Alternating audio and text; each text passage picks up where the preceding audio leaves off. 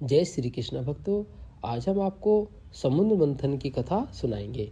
एक समय की बात है, दुर्वासा ऋषि देवराज इंद्र से मिलने के लिए स्वर्गलोक में गए।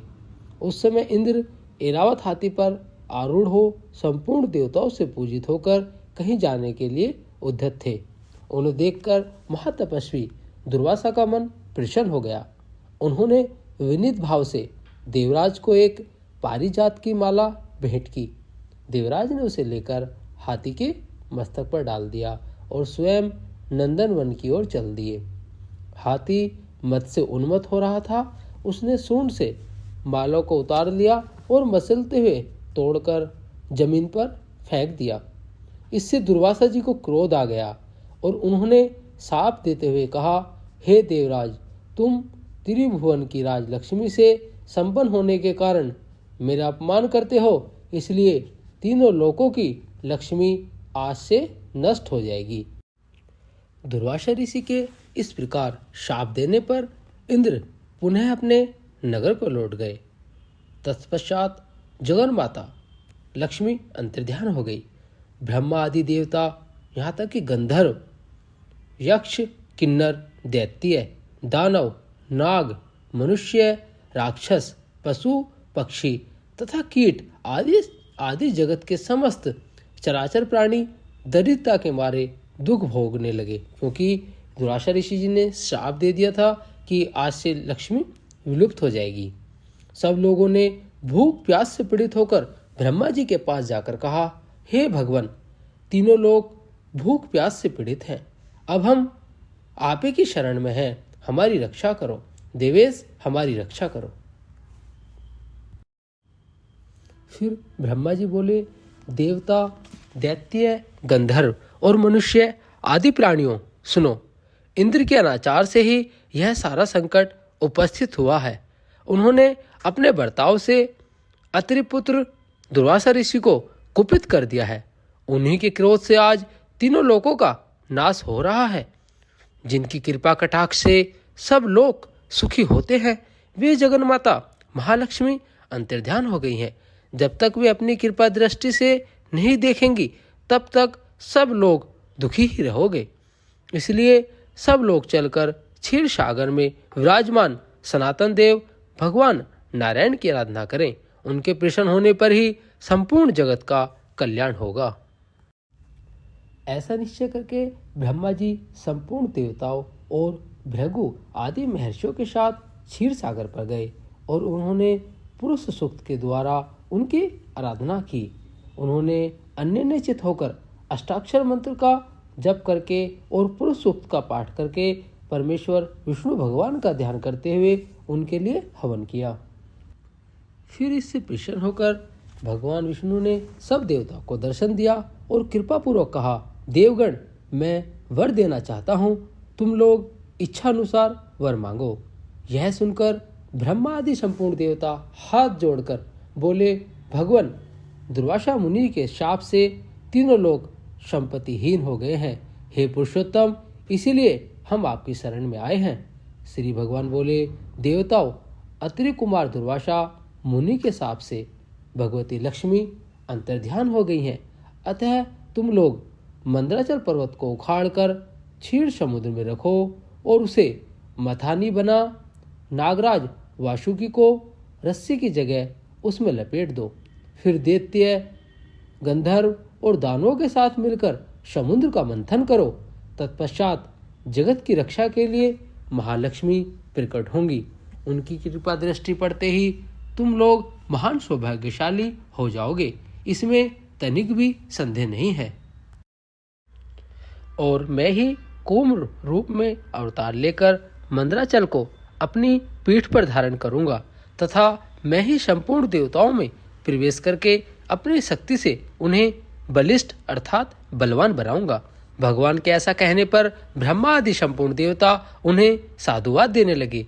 उनकी स्तुति सुनते ही भगवान अच्युत परमेश्वर वहां से अंतर्धान हो गए। तदंतर संपूर्ण देवता और महाबली दानव आदि ने मंदराचल पर्वत को उखाड़कर क्षीर सागर में डाला। इसी समय अमित पराक्रमी भूत भावन भगवान नारायण ने कछुए के रूप में प्रकट होकर उस पर्वत को अपनी पीठ पर धारण किया तथा एक हाथ से उन सर्वव्यापी अविनाशी प्रभु भगवान ने उसके शिखर को भी पकड़ रखा था। तदंतर देवता और असुर मंदराचल पर्वत में नागराज वासुकी को लपेटकर क्षीर सागर का मंथन करने लगे। जिस समय महाबली देवता महालक्ष्मी को प्रकट करने के लिए क्षीर सागर को मथने लगे, उस समय संपूर्ण महर्षि उपवास करके मन और इंद्रियों के संयम पूर्वक श्री सूक्त और विष्णु सहस्त्र नाम का पाठ करने लगे। शुद्ध एकादशी तिथि को समुद्र मंथन का आरंभ हुआ। उस समय लक्ष्मी के प्रादुर्भाव की अभिलाषा रखते हुए श्रेष्ठ ब्राह्मणों और मुनिवरों ने भगवान लक्ष्मी नारायण का ध्यान और पूजन किया। उस मुहूर्त में सबसे पहले कालकूट नाम का महाभयंकर विष प्रकट हुआ था। आप सभी को पता है, उस कालकूट नामक विष को शिव शंभु भोलेनाथ ने अपने कंठ में धारण किया था। अब शिव शंभु भोलेनाथ ने वो 3 नाम हैं जिनको जप कर उन्होंने वो विष पचा लिया था। मैं उन तीनों नाम का वर्णन करता हूँ। अच्युत, अनंत और गोविंद, ये श्री हरि के 3 नाम हैं जिनको नाम लेकर श्री शिव शंभु भोलेनाथ ने उस विष को पिया था। अब अगर हम इसके आदि में पिंडव और अंत में नमः जोड़कर इस प्रकार अगर हम जप करते हैं, ओम अच्युताय नमः, ओम अनंताय नमः, ओम गोविंदाय नमः, इस प्रकार भक्ति पूर्वक जो मनुष्य जप करता है उसे विष, रोग और अग्नि से होने वाली मृत्यु का महान भय नहीं प्राप्त होता। जो इस 3 नाम रूपी महामंत्र का एकाग्रता पूर्वक जप करता है उसे काल और मृत्यु से भी भय नहीं होता। वह दूसरों से भय होने की तो बात ही क्या है। देवी, इस प्रकार मैंने तीनों नामों के ही प्रभाव से विष का पान किया था। तत्पश्चात समुद्र मंथन करने पर लक्ष्मी जी की बड़ी बहन दरिद्रा देवी प्रकट हुई। वे लाल वस्त्र पहने थी। उन्होंने देवताओं से पूछा, मेरे लिए क्या आज्ञा है। तब देवताओं ने उनसे कहा, जिनके घर में प्रतिदिन कलह कलेश रहता हो, तुम वहां रहकर वास करो। जहाँ कठोर भाषण किया जाता हो, जहाँ के रहने वाले सदा झूठ बोलते हो तथा जो मलिन अंतःकरण करने वाले पापी संध्या के समय सोते हो, उन्हीं के घर में दुख और दरिद्रता प्रदान करती हो हुई तुम नित्य निवास करो। महादेवी, जो खोटी बुद्धि वाला मनुष्य पैर हाथ धोए बिना ही आचमन करता है, उस पाप परायण मानव की ही तुम सेवा करो। कलह प्रिया दरिद्रा देवी को इस प्रकार आदेश देकर संपूर्ण देवताओं ने एकाग्रचित हो पुनः क्षीर सागर का मंथन आरंभ किया। तब सुंदर नेत्रों वाली वारुणी देवी प्रकट हुई, जिसे नागराज अनंत ने ग्रहण किया। तदंतर समस्त शुभ लक्षणों से सुशोभित और सब प्रकार के आभूषणों से विभूषित एक स्त्री प्रकट हुई, जिसे गरुड़ ने अपनी पत्नी बनाया। इसके बाद दिव्य अप्सराएं और महातेजस्वी गंधर्व उत्पन्न हुए, जो अत्यंत रूपवान और सूर्य, चंद्रमा तथा अग्नि के समान तेजस्वी थी। इसके बाद ऐरावत हाथी, उच्चश्रवा नामक अश्व, धन्वंतरी वैद्य, पारिजात वृक्ष और संपूर्ण कामनाओं को पूर्ण करने वाली सुरभि गो का जन्म हुआ। इन सबको देवराज इंद्र ने बड़ी प्रसन्नता के साथ ग्रहण किया। इसके बाद द्वादशी को प्रातःकाल सूर्योदय होने पर संपूर्ण लोगों की अधीश्वरी कल्याणमयी भगवती महालक्ष्मी प्रकट हुई। उन्हें देखकर सब देवताओं को बड़ा हर्ष हुआ।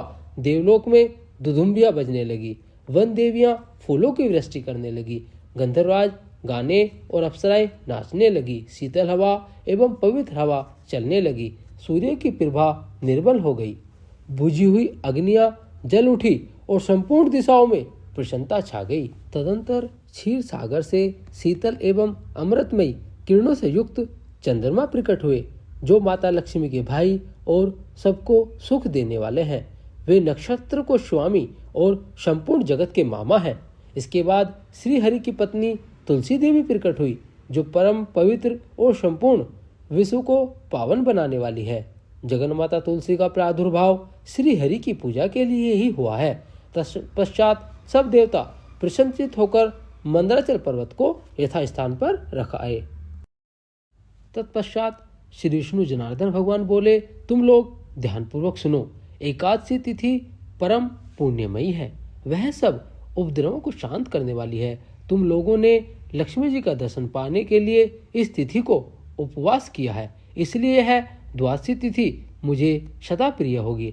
आज से जो लोग एकादशी को उपवास करके द्वादशी को प्रातःकाल सूर्योदय होने पर बड़ी श्रद्धा के साथ लक्ष्मी और तुलसी के साथ मेरा पूजन करेंगे, वे सब बंधनों से मुक्त होकर मेरे परम पद को प्राप्त होंगे। ऐसा कहकर सनातन परात्मा भगवान विष्णु मुनियों के द्वारा अपनी स्तुति सुनते हुए लक्ष्मी जी के निवास स्थान क्षीर सागर में चले गए। जय श्री कृष्ण।